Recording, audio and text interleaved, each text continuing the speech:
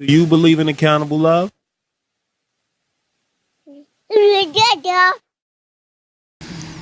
Welcome to Accountable Love, home of the Lovesnobs, where love is a group journey. My name's Aziz. I'm Jerry.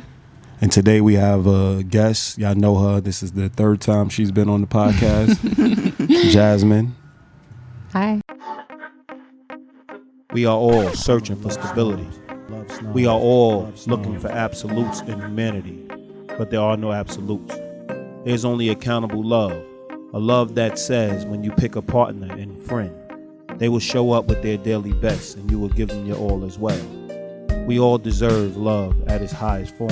So the Love Snobs are here to tell you, you deserve everything. You deserve a high class. Love Snobs, Love Snobs, Love Snobs. Now, today, we want to talk about what it takes to maintain a friendship. I mean, it's even harder to maintain a friendship of the opposite sex. It's even harder to maintain a friendship with people that you once dated and now y'all decide to be friends. So there's just so many dynamics to our relationship. So, I wanted to start with asking Jazz, what are some of the difficulties and what are some of the things that you feel are, simple when it comes to, or easy when it comes to maintaining a friendship? I will say the easy things first, which would be I'm a person who naturally pays attention to people, so I know what they like. So it's very easy for me to accommodate them, surprise them with things, create things for them. That's easy. Mm-hmm. The hard things for me would be to have faith entirely in people because I tend to be skeptical and just very doubtful about certain things. I don't necessarily always pay attention to track record per se. If it benefits me, I pay attention, and if it doesn't, I don't. So these are some of the difficult things. Those I moved on. So the easy part is understanding who they are, knowing what they like. The surface level stuff. The surface stuff. And then the harder things are the deeper things, being able to trust 100%, kind of just letting go. Even with myself, I don't trust myself 100%, and it spills over to my relationships. Because if I can't trust myself 100%, then I don't trust anybody else 100%. And I don't want to say 100%. Yes, we're all flawed, right? But Definitely. I just mean to the level of track record. You have a great track record. You trust that the percentage that's not 100% is not going to destroy your relationship, because that's ultimately what it is. Nobody's perfect, but we tend to surround ourselves with people of excellence, meaning they do enough good that when they actually fall short, so give them a benefit of the doubt, basically. And which I do for the most. I do, but not enough. Talking to the mic. I do, but not enough. Not enough where people deserve it. So there are times when me and Jerry get into argument because there's certain things that I may not look at her track record, and then there's certain, obviously with you and I, it's the same difference.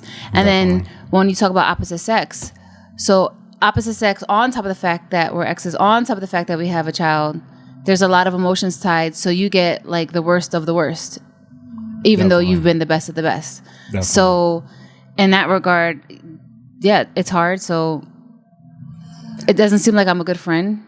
If you ask Jerry, I'm a great friend. If you ask Aziz, not so much.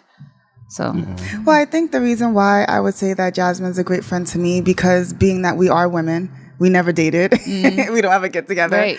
There's all it's kind of. Well, you kind of have a kid. Well, we do, but raise our child. Yeah, I know we do. We raise it with, but we don't have the sexual intimacy that created that kid. Yeah, exactly.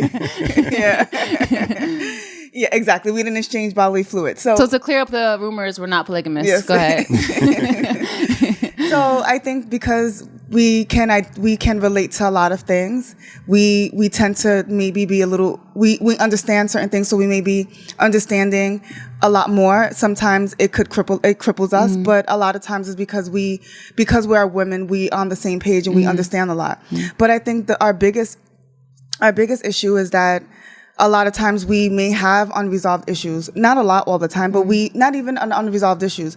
We view each other in a way that we're not really we don't necessarily communicate to each other. Mm-hmm. So it's we kind of bury it and don't deal with it, and it comes out in other ways. Yeah. If you think that, an example could be, Jasmine may think that I'm selfish, and she may not have communicated that, but we're having something's going on and we're trying to plan something and she's coming at me for something, and it's really because ultimately she believes I'm selfish. You know, so I think that when you have friendships with people, those are the things that haunt us because we don't necessarily talk about those things all the time. Because it's not an issue at the moment and it comes in spurts, but overall it's like you taught us, is like how you view a person is how you deal with a person. Yeah, we even always when talk you have about conflict. belief. Yeah, we always talk about when you believe something, it supersedes everything. Yeah, so absolutely. whether it's true or false, you believe something about a person, you actually have to be around people that you hold in high regards. Because if you don't, you're going to abuse them one way or another. So that's why it's important to really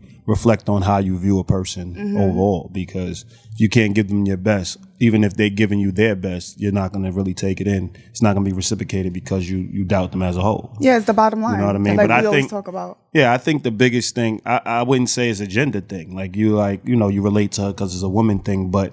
No, I said that's one of the reasons why we relate, I think. Especially now that we're getting older. Don't you think that if there was another male here that wasn't, I tend to be the more dominant person. Yeah. So if there was a male here that wasn't as dominant, you don't think you'll still relate to them? I'm not saying that I don't relate to you getting at all. Called, no, I'm not saying at all. I'm just saying, do you not think that you'll still relate to them? Jazz had a more dominant personality. It just, that would be, y'all personalities, it would shift. But y'all don't clash because you have a more dominant personality than Jasmine. So you're more assertive than Jasmine. Jasmine's, she can be aggressive. She's aggressive in spurts. Yeah. And, she's still figuring out a lot of things, because I think the hardest thing with being friends is the outside influences. The outside critics at times. You know what I mean? They view your relationship because we have been in a romantic relationship before and we transitioned to friendship. And we all agreed that the friendship was very important to build the relationship. And if the relationship didn't last, we can still maintain a friendship. You know what I mean? Me and you promised that if we didn't have a child at a certain time, we'll have a child together and we'll raise a child together, and we actually talk about a second child. But at the end of the day, those are the things that we held dear. And with our principles in place, people find it a little weird or a little strange, but based on the foundation and the principle of raising a child is actually functional. You know what I mean? There's a difference between raising a child. Yeah, you want to raise a child in a household that's collective. And everybody thinks that only means being in a committed relationship. But it just means being on the same page. So we're now great parents, but then it trickles over being the parents and the criticisms and going back and forth in parenthood. It can affect the friendship, because now the problems you have with the way that they actually talk to the child, or the way that, they might go against you and you actually have something set for the child, now that transfers over into the friendship. It's hard to compartmentalize. Definitely. And I think that's something that I feel it's easy for me because I'm used to compartmentalizing, because in a leadership role, in most of my relationships, I did play a leadership role. So I always had to be mindful of what's in the best interest of the whole. But at the end of the day, you still get backlash because somebody always feels like they're being slighted, or somebody's always feels like they're being fought, like they at fault. So, me not at fault, they're not getting the full extent of the relationship. So you look at those things, and I think juggling the different relationships involved in our friendship, dynamics, I think the dynamics that's involved that can be a little difficult when having a friendship. But I think the positives is obviously you have a group that you could depend on. You have a group that, that you can come to, and everybody plays a certain role. So therefore, when something falls short, you always have somebody who actually is an expert in that area and actually can lift the whole group from, quote unquote, the ashes. You know what I mean? But I think that's one of the things that I fall short in as well, because outside of the group, I am a leader in most cases, right? So it's coming here, I guess, in my personal life, and you are the leader in this situation, right? You lead most of the times. I'm not saying that we're strong, but you lead in most cases, and it's knowing when to take that back seat. It's knowing when to take that back seat to know when to, be in the back and take a directive and lead, and I think that that's some of the things I struggle with, because I'm so used to being the leader everywhere else and making decisions, and the thing is, the difference is too is that I make decisions, and I'm not saying outside it looks hard, but I'm not as like Aziz, like when he has to make a million decisions, he's like so laid back about it. Yeah. So you kind of look at it like It's nothing. Yeah, it's like whatever. And the thing, instead of Well, looking I think at you it, got to have a black and white personality. Well, Like no, you but- have to have a structure in place. So that's what makes it so easy because Yeah. I have faith. Like I have faith in the decisions I make. I don't always look at, damn, how could it fall short? I look at how could we be successful? well, the reason, And I think you sometimes get caught up in how it could actually not work. yeah, and well, to finish my thought, what I was saying was that because you're so laid back and I have a different energy, I'm looking at you like, is he really thinking about this? Like, how you know what I mean? Like, yeah, like thinking- how hard is it? Like, please. Yeah. So I think that I can do better at that. Like, just know that my energy is different, and outside of this, I lead and I'm good at leading, and you know that's all good. But when I come here to take the back seat and just know that you don't have to be burning coal, you know, or burning wood rather, for you to come up with this great idea. You know what I mean? Because it does come easy for you because you see things black and white and you don't think about it ever failing. I'm going in with a plan A, B, C, and D in the event that, you know, things don't quite work out, where you're going with plan A and you are always prepared to deal with, to bring up a plan Definitely, B. because a C, I or believe D. that Yeah. I think that's where it's like black and white. We deal with structure. So relationships, we do believe, like, obviously on Accountable Love, we believe people need to be more accountable in relationships. Yeah. Right? So we believe that, excuse me, we believe that if things are structured and people have an understanding of what consistently they can come home to, or what they consistently understand they have in a person, I think the relationship would be, well, we obviously strongly believe the relationship would be a lot more. The relationship would be a lot more healthy. The relationship would be a lot more equal. The relationship would be a lot more fulfilling. Mm-hmm. And you deal with the grays together. If you believe, that's when the belief comes in. Because you believe that you can tackle the grays as a unit. Because if your unit is so strong, when the grays do come, you're able to now formulate into black and white and now deal with the structure moving forward. So I think that that's the big deal. But I'm thinking, like you said that you're a leader outside the relationship. Excuse me, I got something in my I know you throat. have water right there though. Yeah, Like, thank you. I don't know what you're struggling. Yeah, so I'm just trying to get out all the. Yeah, I'm trying to get out all And like the words. the at first once. cough, I was like, all right. Then the third or fourth, I'm like, You think about what? I'm thinking about like, wow, his breath smells really good right now. Yeah, so like I was thinking. Yeah, so obviously I was just trying to get out my thought, but this is obviously why you have a group of people, because I apply with a choke. So, you know what I mean? That goes to my point. Right now is the example of what point I was making. You said that you're a leader outside this situation and you're a leader outside of our, understanding, because we're a collective bunch of leaders. And obviously leaders being around leaders only can understand leaders, right? Yeah. So, but I'm able to follow directives. I know. Very simple. Just as you see. Like, there's water there. Even though you passive aggressively told me there's water there. I'm saying You really didn't. I didn't. I was able to just drink the water, follow the directive, and do what it Eat takes the cake. to improve. I I didn't say, well, technically, if you look at the water from this angle, you know what I mean? Like, go into this little philosophy, it was a black and white thing. The water may help. Try it. Yeah, I didn't Listen to intend it. on being passive aggressive, but Drink. you know why? Because I was as you're coughing, I was thinking to myself I was gonna open it and just pass it to you, but I was like that would have been like so that's why I said there's water there, whatever. Okay, whatever. She was passive aggressive.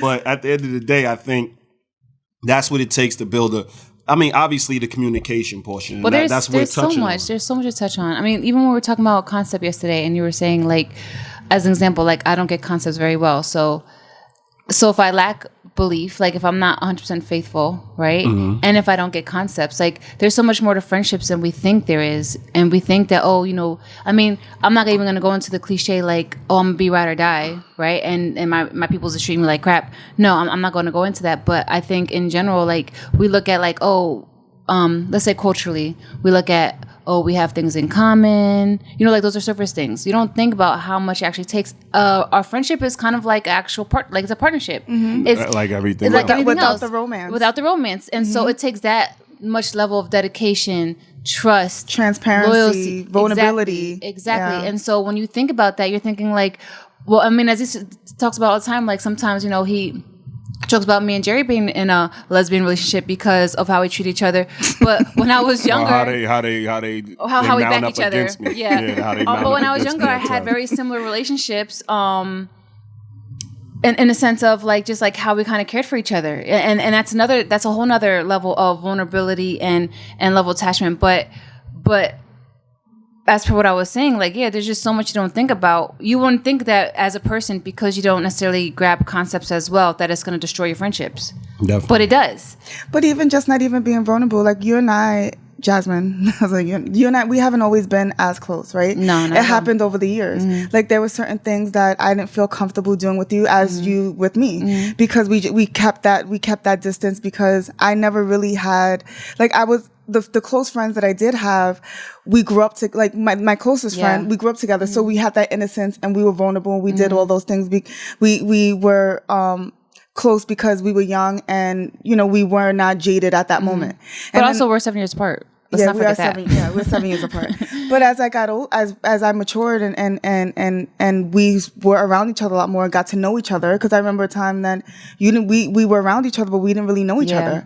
And so we really took the time to get to know each other. And then we realized that Aziz. Let's add that in there. I think Aziz. I think Aziz that's the biggest thing, relationship. because I was the common denominator. Well, yeah. So Aziz was the common denominator, right? So I think that you was like used to having a large portion of my life, whether we were best friends when we was in a relationship, and then we moved to being best friends, and then we kind of didn't talk, and we fell out of touch, and then Jasmine was there when you actually came back. So now you're like, oh, I'm still a best friend. Yeah, and we had beef at first.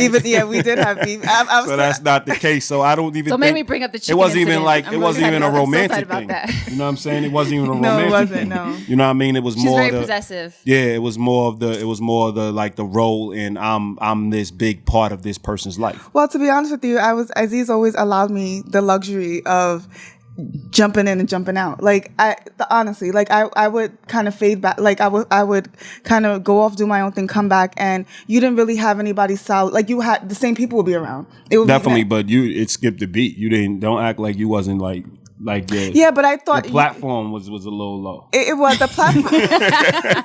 Like you used to sit on the couch and everybody talking around you, you should just be sitting there. But hold on, but the thing is, so don't say I allowed you. Okay. You came back and forth. I gave you entry. The door was cracked. Definitely, the door was always cracked.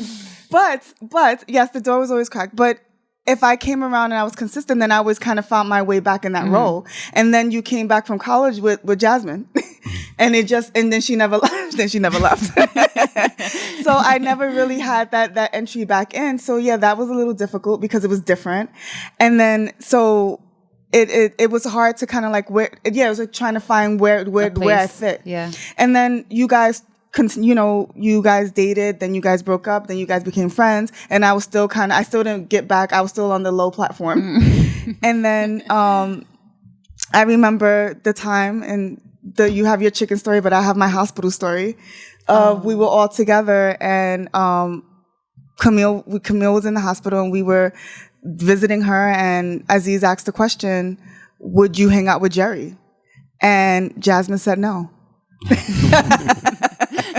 If I wasn't here, would you hang out with Jerry?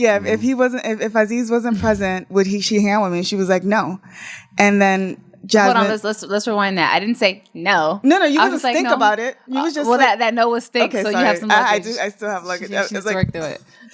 Anyway, but she said no, and she couldn't really, and her reason behind it was because she didn't really know much about me. Although I was around, like, you believed that we didn't have anything in common because you didn't really know much about me. And at that time, although I knew that we really didn't have much in common either, I didn't know much about you. But we all just had, really, at that time, we was not really working on a relationship as much as we were working on co-parenting. Yeah. We was building the... I wasn't a godmom yet, right?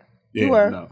No, not yet. She was. Let's talk about the... I think I was. You were. We don't want to bring up the godmom story. But, yeah. We don't have time. Yeah, we don't have time for that. I mean, that's your luggage. But at the end, we don't need to unpack the chicken story or whatever else you got going on. So...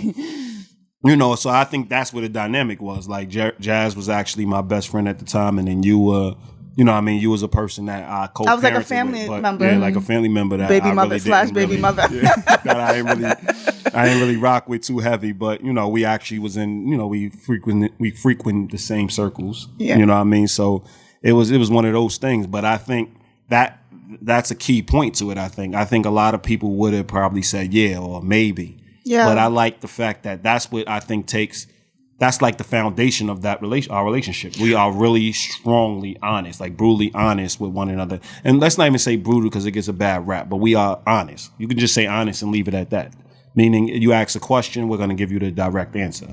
Well, the thing is, so I think that was important to the development of your relationship. I agree. And although at the time, like, it stung, but I agreed with her. I wouldn't, if you asked me, you asked her first, but if you would ask me the same question, I probably would have said, I probably would have said yes because I thought you were nice. You know, like you were cool. But could we hang like I was hanging out with the girls I was hanging out with? No. So I think that although it stung, I understood why you said what you said, but it still hurt my feelings. I was still like, damn, like we're here. And I didn't even really know how to recover from that. The next day we met up to go to the hospital and I didn't talk to them. But I was like, oh, this is weird.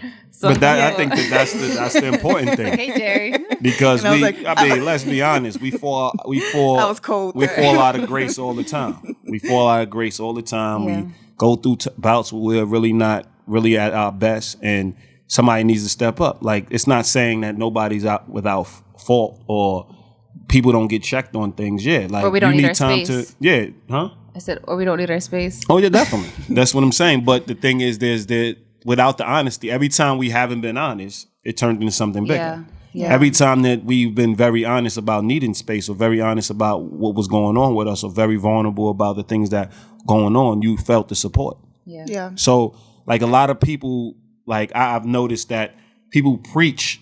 Really, we get into the place where it's better to talk behind somebody's back than actually tell them something straightforward. Oh yeah. Because it's not kind. You get what I'm saying? Like, a lot of people have these definitions of what kind is. Kind is actually being honest. Yeah. So I don't understand how people relate kindness as just smiling and quote unquote being friendly and nice. Being kind is being genuine. Wouldn't you say? Like, that's a part of what being kind is. So you want insight on the people you're around. And in doing that, you got to ask questions. In doing that, you have to be vulnerable. In doing that, you have to. So I think that's a big portion. You present the challenging things. It's like, you know, it's like you don't want to necessarily, like, even like with Jerry and like parenting Camille, like sometimes it's like you could tell she's really passionate about something, but she could be dead wrong. And it's just like, how do you know? It's like, it's like you don't want to break her heart, but it's like, but you're wrong right now, so you gotta reel it back. You gotta bring me back. And so, even that conflict, like that conflict of maybe you could understand that she's maybe emotional about something else or something totally in general, and then you gotta be like, but you gotta apologize to Camille. Not in general. What did I say? Totally in general. Totally general. Oh, totally general. Yeah, we all be making mistakes. Really? I didn't know that. I thought it was like in general. No, in general, X, Y, and Z. Totally general. It means a general concept. Yeah. I got a little insight on all discussions off the mic. But dealing with just that kind of, because it's still conflict. It's like I have to let you know, like, oh hey, like I don't mind telling you, I don't mind telling you your breath stinks, right? Definitely. Like that's our relationship. We farted around each other. Like I think that y'all a little bit. Y'all can be honest with me more than each other. But that's my point. So depending on the dynamic of your relationship, things become harder. So it's not all just about like honesty and being. I mean, of course, obviously, all of that stuff is tied in, like being honest and being genuine. But it's also like dealing with like it's conflicting, like knowing that this is going to cause a issue. Like it can cause you guys into arguments. Like or I'm telling you something and we get into argument because I'm addressing something. Like it's not all roses and butterflies. It's not going to be easy. Like it's not easy to be genuine. Definitely. But I think you're willing to risk it, and I think that's the thing. Like there's never been a time. I mean, there's never been a time that you needed to course correct me, and you didn't do it because you was afraid of. No, I might have hesitated. Like you may have hesitated. I want to think this out. You might have asked me, talk to me about it. Yeah, like I used to think I used to ask this all the time. Now I don't. Now I just think on my points, and I'm like, okay, I got this. But that's still even addressing it because a lot of people don't even do that. You know what I mean? So it's knowing that hey, you may not be equipped to deal with this, but adding somebody else into the mix because we need an intervention because there's an issue right now. So I think that it's one of those things that you have to always remember too. Like when I'm being told something that I don't necessarily want to hear or that I'm being emotional about and I want to deal with it one way, but you're like, you are bugging out right now. I always sit back and think about it and think about how I appreciate the fact that you're willing to take the risk to even check me. Yeah. because a lot of people don't want to deal. Nobody wants the responsibility. Yeah. Everyone's like, oh, you know, they like Jerry is Jerry, or this person is this person, and they, you know, which is how I used to actually see you. Like when we weren't close and we weren't really dealing with each other like that. It's like you didn't want to take you didn't want the responsibility. Yeah, I was like, well, whatever. Like we're not that cool. Like it is what it is. And like, yeah, Aziz, I do see what you're saying, but it's like, who cares? Like, why do I have to say something? And as our relationships developed, and as he's checked me plenty of times, like, why am I always the villain? When you see the same thing. Yeah, you see. If I don't see it on my own, then if he can break it down and I can see it, either way I see it regardless. Even if I don't have enough information at the time to say something initially, once he breaks it down to me and I agree, I should be saying something. Yeah, and definitely. So that also took me I don't know if it took me a long time, but it took me a while to kind of. I mean, it's an adjustment. It's an adjustment to deal with anything of high value. Anything, absolutely, yeah. Like you don't want to lose. When your core values are hard, like your core values are very, strong, and when you have, like when you trying to aspire to be honest, it's a daily practice. It is a daily every practice. Day when you inspire to be what is it? What? I don't know. Aspire to be. You aspire to be. You asking me? You don't know who your friends are right now.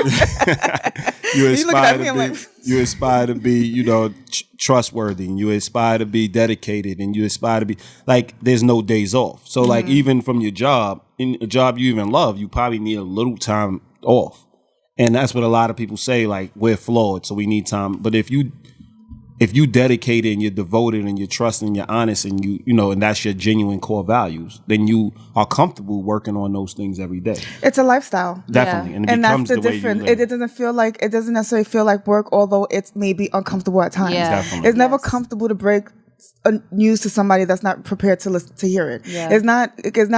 It's which never, is most of the time. Or it's never to go against the grain. Like it's never a comfortable feeling. Yeah. But it's something that that you believe in. So you need conflict. You need conflict when you disagree. You need conflict to actually move forward. To resolve it. Definitely. I think even bigger, like to what you're saying, like even having this understanding of like how we want our friendships to be and like how you maintain or aspire to be. Like Aziz just checked me last night about a situation I was explaining to him at work, and it kind of made me reevaluate. Like, yeah, when I worked at a prior job, I was a lot stronger. I was I was more blunt. I was assertive. Yeah, I was more assertive. Because the type of job I had a leadership position. Now that the job I'm working now, I'm more independent. I don't really have to interact with that many people, and if I do, it's more luxury. Like once I kind of get my you're more of an introvert in that. Yeah, and I mean, I've always been an introvert, but based on the positions of my job, it made me step up in other ways. And now I kind of like regressed a little bit because at this point I'm working independently. And so, a situation came up where he checked me about my level of honesty, and I thought, wow, like, it's not just within us, it's also who I am outside of us, and how who I am outside of us also reflects us. Definitely. So, I wouldn't want a situation to happen like where now you guys came to meet some of the people I associate with, I would say, because I don't call anybody at work my friend, and them see maybe a different side of me. And a part of them would, because they never see me as social, and they all know, like, when I explained it to them, I'm like, listen, like, I don't want to hang out with certain people. Like, I like to be around, like-minded people. Definitely. And I check them if I feel like they trying to gossip to me, I check it. But there's other things where I might not volunteer information because I feel like, like, they're not my friends. Why do I have to say that? Definitely. But I also know that by not saying it. But in that scenario, was an opinion you had of the person you're talking to. So you got to give them choice, right? On whether and they want to continue to talk to you. You guys are left out of the scenario, but the main point is that by him checking me, it made me also mindful, because I'm not ignorant to it, but it made me more mindful of the fact that who I am and the decisions I make, even ones that I think are minor, because it doesn't necessarily affect. I'm not friends with this person. It still reflects our friendship, and it still reflects how we live on a day-to-day basis. So there's a certain standard that I was reminded of last night. Well, yeah, because it's like one of those things, like we teach Camille, and like we address with each other. Like, if you're gonna hold me to a standard, if you're gonna be checking me on certain things, you're not gonna check this person that you got to work with, or you're gonna let that pass. You know what I mean? Like, is it really a lifestyle, or are you trying to get over but here? I think I think it does come to the point where you pick your battles, meaning that right. There's two morals that clash. Meaning you don't want to invade in somebody's space, and then you want to be honest at the same. Okay. Yeah, so there comes a point where you just, you gotta like juggle two morals or two positive principles you have, and choose the one that fits that certain situation, and one will be left at the waistline. And you have to be able to explain that, because I think that's where a lot of us go wrong, is the comprehension portion of it. Like, we want to see it our way. We don't want to see it as a together, as a unit, or as a progressive way. You get what I'm saying? Mm-hmm. So I think that's where it like where we typically all fall short in our relationships. I mean, even in our relationship, but in teaching relationships, you realize, because obviously when we teach it, we see the glaring issues. Yeah. Oh my God. When we're actually living it, it becomes like our communication can be better, or we can be more effective communicators. And it's talk to somebody, and we just ask somebody else to be a more effective communicator, and we're doing the same thing. Well, that's why I knew what you were saying, because when I was speaking to one of my coworkers about another coworker, while I was talking to him, I was living my advice. Like, I'm probably not wording it correctly, but basically, like, when I was giving him advice, I was seeing it in myself. Definitely. And so that's why I knew automatically, like, you were right. But also I was telling him, like, because I was advising him, because he speaks to this person more than I do. Seemingly so, that maybe he should bring it up, because he has even a bigger issue with the dude. Definitely. And so that's what I was basically doing this whole time, kind of like weighing it out. But I also knew, like, listen, like, I do talk to you. So if I had a similar conversation with somebody else, and I didn't even talk to them as much as I talked to this guy, then I should be talking to this guy also. Definitely. I do agree with that. I think that like conceptually, what we talked about in our villains versus victims. Mm-hmm. I think like somebody's always creating a hierarchy. Yes. Because like we broke up, and we broke up because you broke my heart. Mm-hmm. But everybody sees me as the stronger person. Yeah. So they tend to say, I'm like, why I'm not getting back with you, or why, because now she's sorry. And they tend to go that route and disregard the fact that I put my all into a relationship and got my heart broke. You know what I'm saying? So nobody really pays attention to that. And then now they see they don't understand why I'm apprehensive of going back into a relationship where, though we are real great friends, and though we have, similar principles when it comes to friendship, we don't have the same. We're good co-parents. We don't, we're great co-parents. That's a definite. But we don't have the same belief when it comes to each other. You know what I'm saying? When it comes to, like, I'm able to take it's like our foundation. I believe in you. Like, when you do something, I believe you're going to accomplish it. You're doubtful. You question. So there's certain things where in a friendship, you're like more inclined to do it. But when you're dedicating your whole life to another person, it's hard for you to give in to that wholehearted dedication to that one person. And I think that's where it's different, because I can do that and still maintain my other relationships. Yeah. You see what I'm saying? And still give those relationships value, where you're not really like what we was talking about, the concept. Yeah. Like, where you're like, damn, I got to give my all to him. You feel like I'm trapped in this situation. So it was that.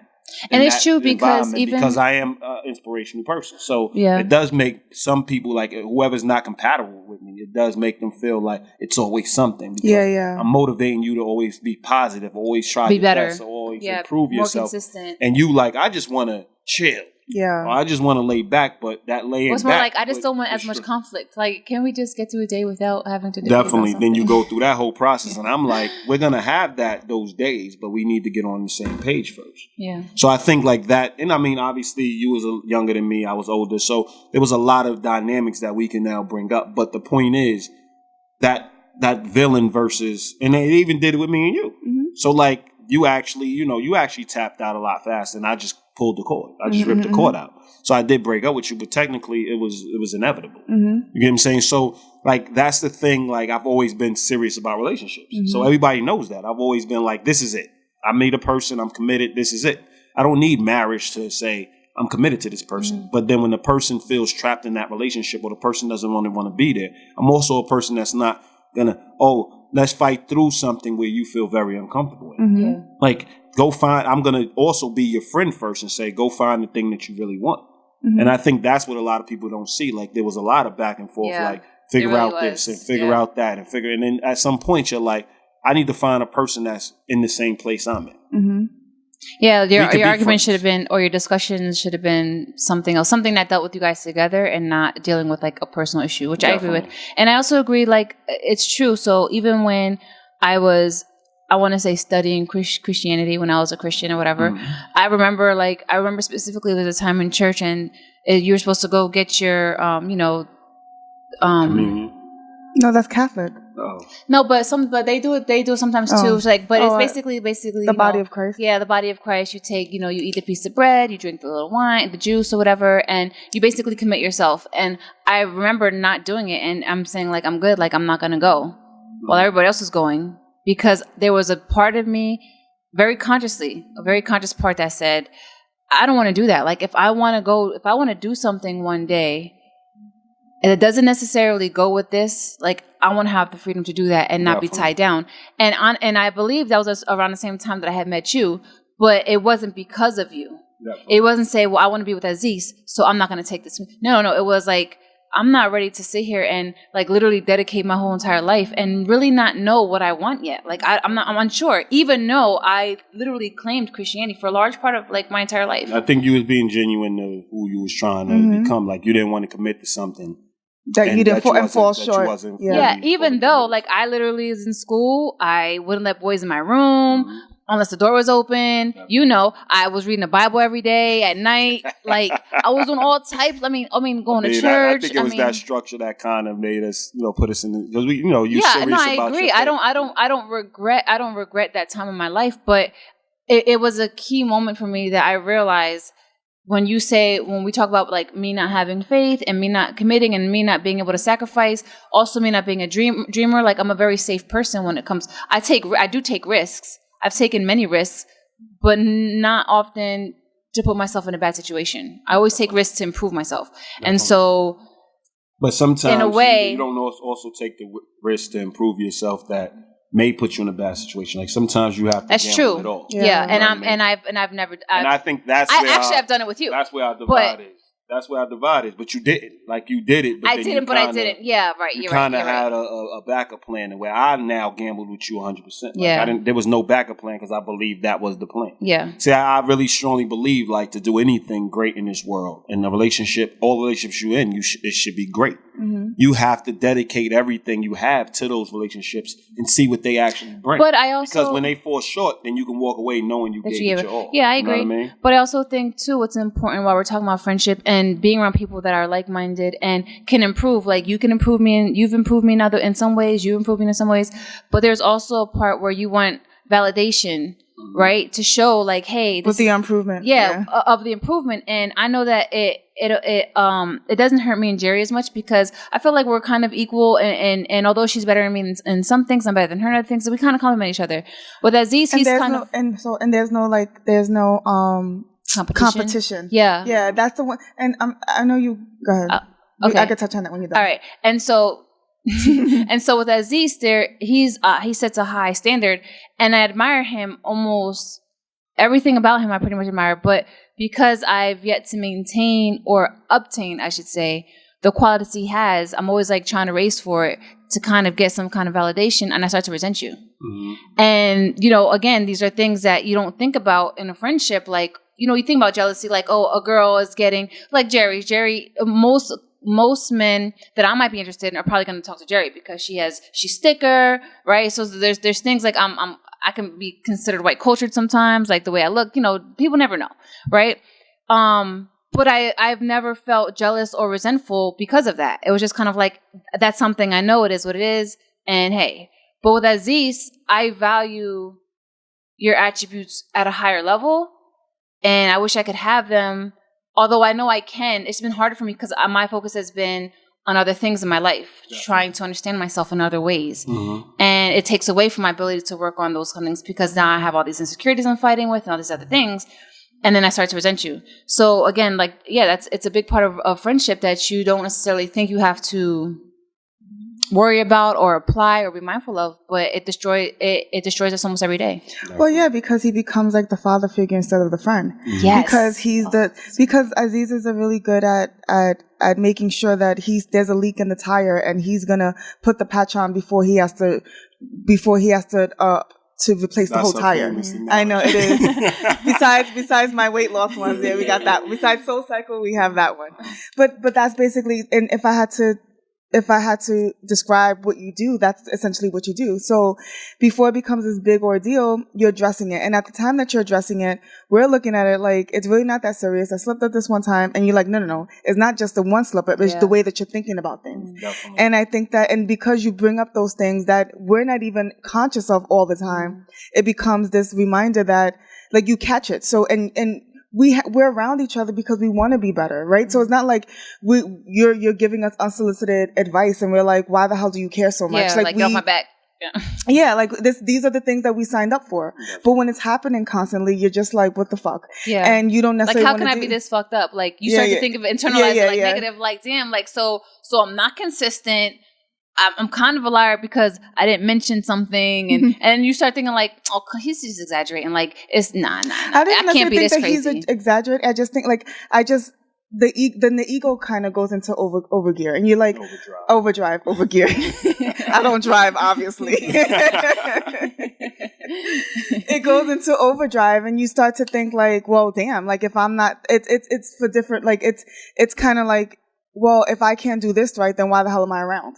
Or why do you want me? If I'm this fucked up, then why we have a relationship? And then you start self-loathing, and it becomes this whole big deal.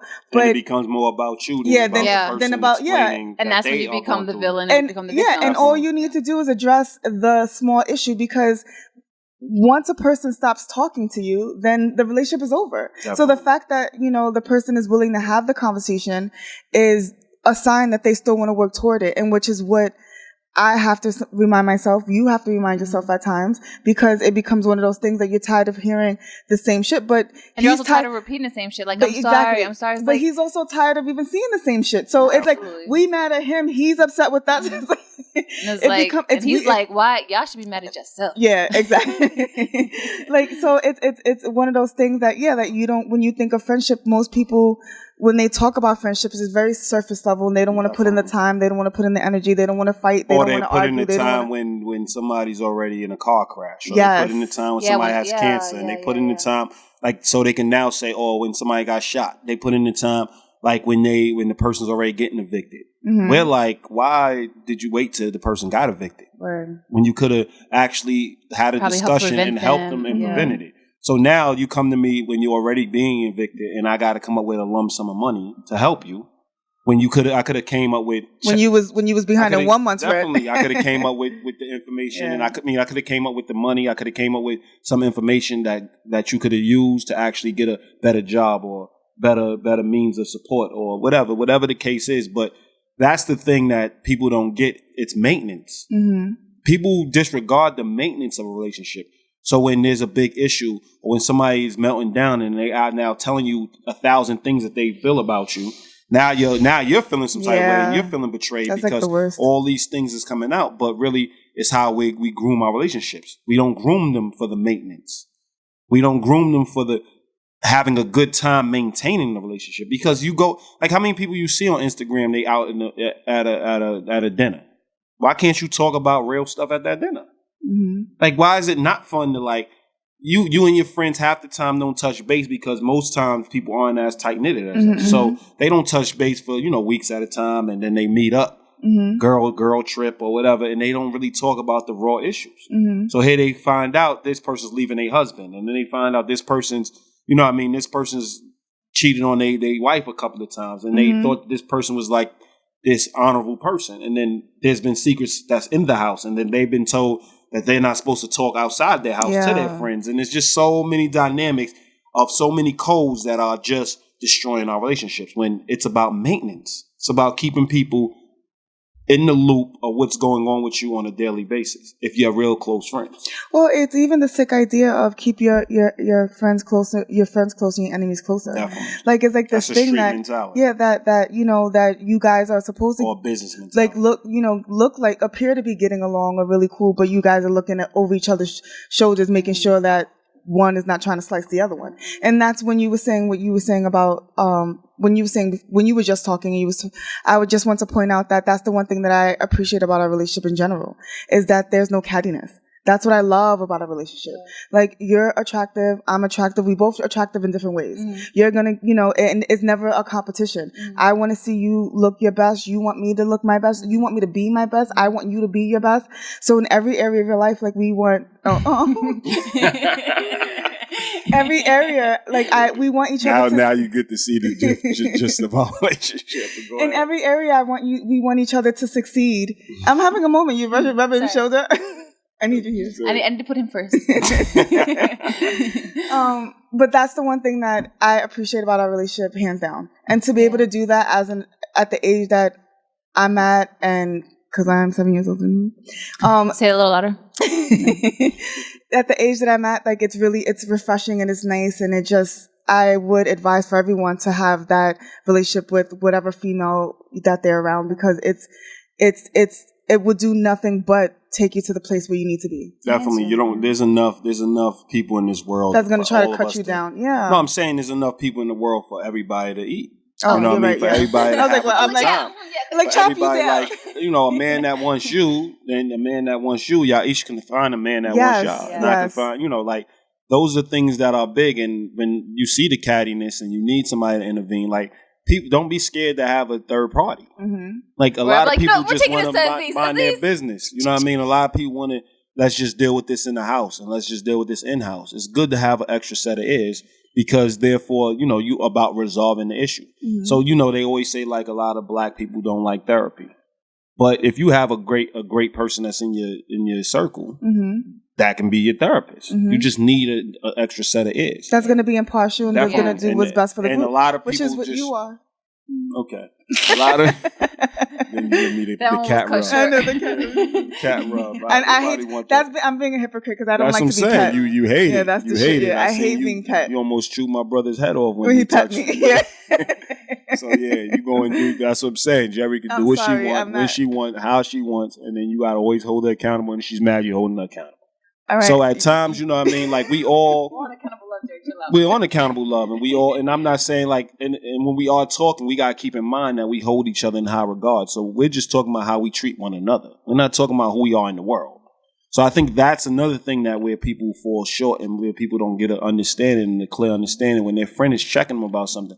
They're not saying they're this person. Like, you're a piece of shit overall. Yeah, they're saying that this is how you're being to me. So if you are a great person outside of our relationship, but you aren't present with me, I'm going to have a discussion with you about being present with me. So this is how you are in connection with me. And it's about, and then you can't flip it where it's all about you.